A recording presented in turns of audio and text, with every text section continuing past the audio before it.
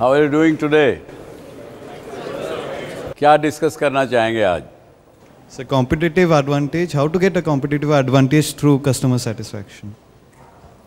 It's a very good subject. आप लोगों के हिसाब से क्या आपने क्या उसमें पढ़ा है अभी तक? कुछ ना चाहेंगे मेरे साथ?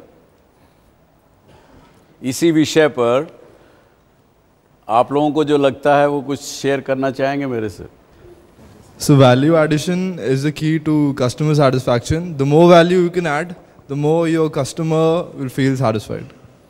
नहीं, ये तो कोई बात नहीं है, वो तो कस्टमर तो कहेगा। इस बार वैल्यू एडिशन पे मुझे एक बात याद आती है।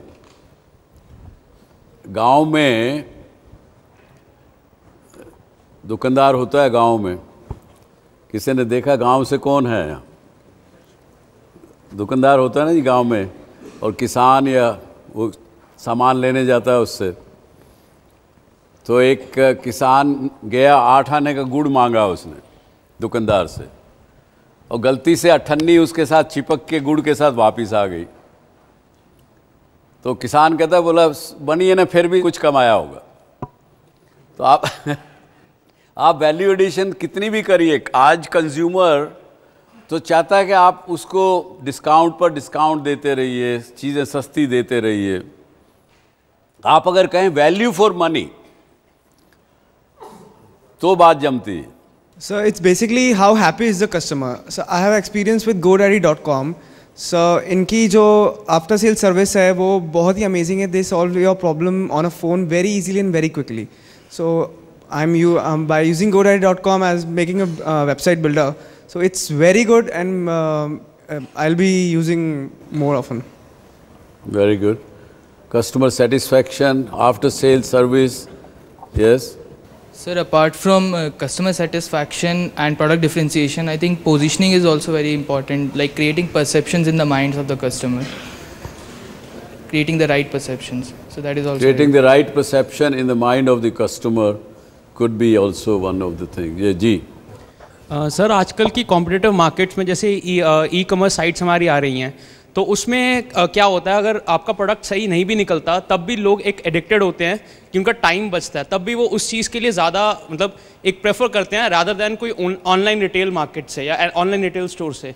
सो this can be an advantage की मतलब कन्वीनियंस है kind of convenience. Yes sir, how can you make the customer feel special? Like जो कंपनीज अपने कस्टमर्स को उनकी एक्सपेक्टेशन से ज़्यादा डिलीवर कर रही हैं, they are making them feel special in some kind of way, then that's वो तो फिर सबको कर रही है ना. स्पेशल फील कब किया जाता है कि आपने मेरे को स्पेशली ट्रीट किया?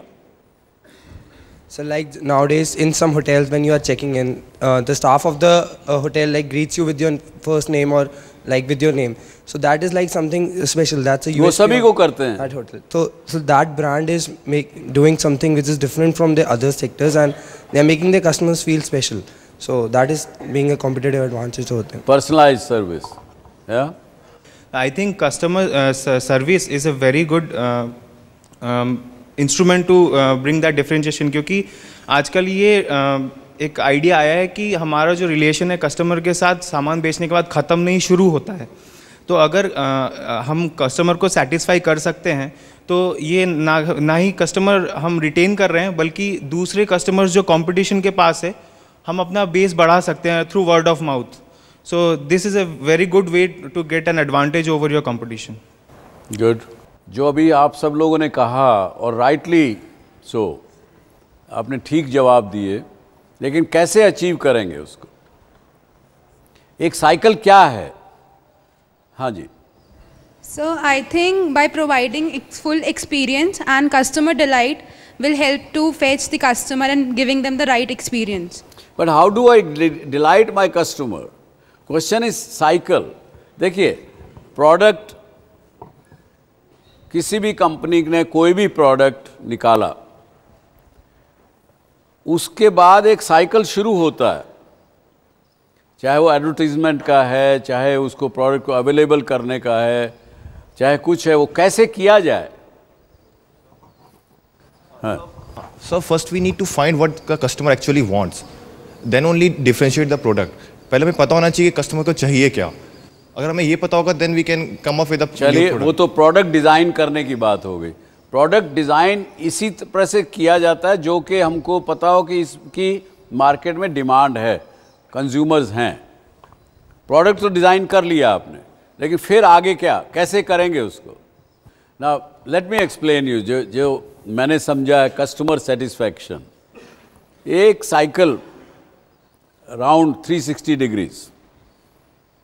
सबसे पहले तो आप प्रोडक्ट डिज़ाइन करते हैं जिसकी कि आप समझते हैं कि डिमांड है मार्केट में, जो पहले एग्जिस्टिंग प्रोडक्ट है उनसे अच्छा प्रोडक्ट हो, उसकी क्वालिटी अच्छी हो, उसकी वैल्यू फॉर मनी हो, और उस प्रकार से देख के कंपैरेटिव एडवांटेज भी, उसमें डिसएडवांटेज भी देखने पड़ते हैं। फिर कौन सा मार्केट सेगमेंट आप अटैक करने वाले हो। अब एक प्रोडक्ट है, आज मान लीजिए इसी को लीजिए, एक ये पानी की बोतल है, अब ये 6 ब्रांड की मिलती है, 8 ब्रांड होंगे, और भी लोकल ब्रांड जगह जगह सब जगह है, परंतु एक कंपनी इस बोतल को 20 रुपये का बेचती है, एक 15 रुपये का बेचती है, तीसरी कंपनी 10 रुपये का बेचती है। क्या फ़र्क है? पानी, उसकी पानी की प्योरिटी भी वही है, उसके और पैरामीटर्स भी हेल्थ डिपार्टमेंट्स ने सबने डिफाइन किए हुए हैं। क्यों? इस केस में ब्रांड का डिफरेंशिएशन करते हैं वो लोग। तो उन्होंने अपना एक निश बनाया, अपना एक निश बनाने के लिए उनको पता है कि मैं किस मार्केट सेगमेंट को केटर करूंगा अपने प्रोडक्ट के साथ। तो ये 3-4 चीज़ें जो मैंने बताई, पहले तो प्रोडक्ट डिज़ाइन उस तरीके से हो, दूसरा उसके बाद आपका ब्रांड प्रॉमिस, यानी your advertisement has to be really fulfilling what commitment you are making. तो इसलिए हमने ये पढ़ा कि जो ब्रांड आपका, जो प्रोडक्ट आपका डिलीवर कर सकता हो, उससे ज़्यादा प्रॉमिस आप मत करिए। Be truthful in what you say your brand, your product will deliver. आपका कम्युनिकेशन बड़ा साफ सुथरा, सीधा, सच्चा होना चाहिए। अगर आपने कहा कि साहब ये पानी पी के आपकी एनर्जी आपकी बढ़ जाएगी, अब ये प्रॉमिस आपने कर दिया, लेकिन पानी पिया, मेरी एनर्जी तो नहीं बढ़ी, थका हूँ मैं, सोने की नीयत कर रही है तो नहीं बढ़ा, तो कहूँगा ये तो गलत बात है, एडवर्टीजमेंट गलत है। सो दे से कि be honest in promising what your brand, what your product can deliver. Number 1, design. Number 2, promise of the product. Number 3, availability. Your product should be available at a distance which customer can quickly take delivery of. Ease of availability of your product. चाहे वो आप e-commerce के through कर रहे हो तो उस तरह से करें। अगर आपका प्रोडक्ट, बहुत से प्रोडक्ट हैं जो ई-कॉमर्स के थ्रू भी बेचे जा सकते हैं, टेली शॉपिंग की तरफ से भी बेचे जा सकते हैं, या रिटेल के थ्रू बेचे जा सकते हैं। जिस भी रूप में आप बेचना चाहें, आपके प्रोडक्ट की अवेलेबिलिटी कस्टमर के लिए ईजी होनी चाहिए। It should be freely available. आप नहीं तो क्या होगा, अगर आपने मैंने प्रोडक्ट अच्छा किया, आपने उसकी एडवर्टीजमेंट भी कर दी, लेकिन आप ख़रीदना जब कस्टमर चाह रहा है तो वो मिल नहीं रहा है, कहाँ से ढूंढें, कहाँ से जाएं, क्या करें। तो एक बार वो इंक्वायरी करेंगे, 2 बार करेंगे, उसके बाद उसको भूल जाएंगे, क्योंकि तीसरी चीज़ पे चले जाएंगे। तो थर्ड चीज़ availability. Then comes the fourth, कि कस्टमर को उसकी वैल्यू फॉर मनी मिला कि नहीं मिला, जो आपने प्रॉमिस किया था वो उसको मिला कि नहीं मिला।